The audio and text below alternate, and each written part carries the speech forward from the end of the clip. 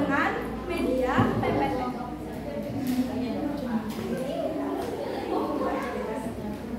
Saya akan menjelaskan tentang hakikat hukum. Hakikat hukum dibagi menjadi dua, yaitu hukum internasional publik adalah keseluruhan kaidah dan asas hukum yang mengatur hubungan atau persoalan yang melintas batas negara yang bukan bersifat perdata. Yang kedua yaitu hukum perdata internasional adalah keseluruhan kaidah dan asas hukum yang mengatur hubungan perdata yang melintasi batas negara. Dengan perkataan lain, hukum yang mengatur hubungan hukum berdata antara para pelaku hukum yang masing-masing tunduk pada hukum perdata yang berbeda. Selanjutnya, sumber hukum. Sumber hukum internasional dibagi menjadi dua, yaitu yang pertama sumber hukum dalam arti materi adalah sumber hukum yang membahas materi dasar yang menjadi substansi dari pembuatan hukum itu sendiri. Yang kedua, sumber hukum dalam arti formal adalah sumber hukum yang membahas bentuk atau wujud nyata dari hukum itu sendiri.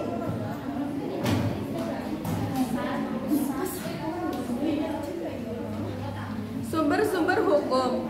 Yang pertama adalah dasar kekuatan mengikatnya hukum internasional. Yang kedua, metode penciptaan hukum internasional. Yang ketiga, tempat diketemukannya ketentuan-ketentuan hukum internasional yang dapat diterapkan pada suatu persoalan konkret. Menurut pasal 38 ayat 1 Statuta Mahkamah Internasional, sumber-sumber hukum internasional yang dipakai oleh mahkamah dalam mengadili perkara adalah yang pertama, perjanjian internasional, International Convention, baik yang bersifat umum maupun khusus.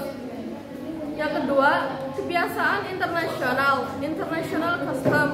Yang ketiga, prinsip-prinsip hukum umum, General Principle of Law, yang diakui oleh negara-negara beradab. Dan yang terakhir, keputusan pengadilan, judicial decision, dan pendapat para ahli yang telah diakui kepakarannya, yang merupakan sumber hukum internasional tambahan.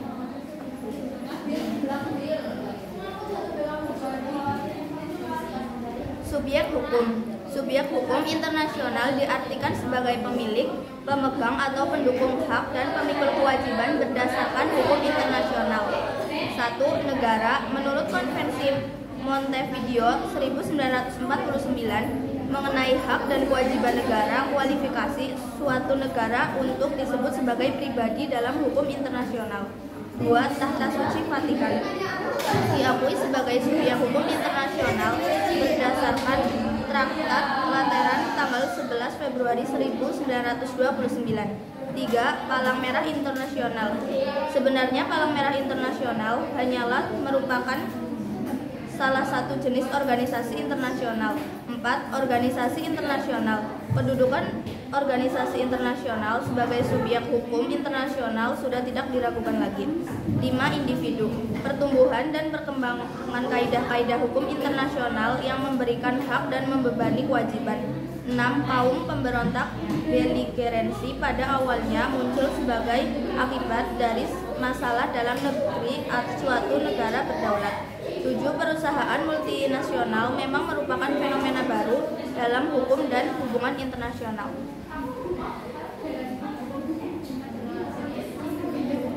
Asas hukum. 1. Setiap negara tidak melakukan tindakan berupa ancaman agresi terhadap keutuhan wilayah dan kemerdekaan negara lain. 2. Setiap negara harus menyelesaikan masalah-masalah internasional dengan cara damai. 3. Tidak melakukan intervensi terhadap urusan dalam negara-negara lain. 4. Negara-negara berkewajiban untuk menjalin kerjasama dengan negara lain berdasarkan pada piagam PBB. 5. Asas persamaan hak dan penentuan nasib sendiri. 6. Asas persamaan kedaulatan dari negara. Setiap negara harus dapat dipercaya dalam memenuhi kewajiban. Kesimpulan, hukum internasional mengatur hubungan yang melintasi batas negara. Hukum internasional mengatur perilaku negara-negara untuk menjaga perdamaian, mengatur konflik, mempromosikan bersama dan melindungi hak asasi manusia.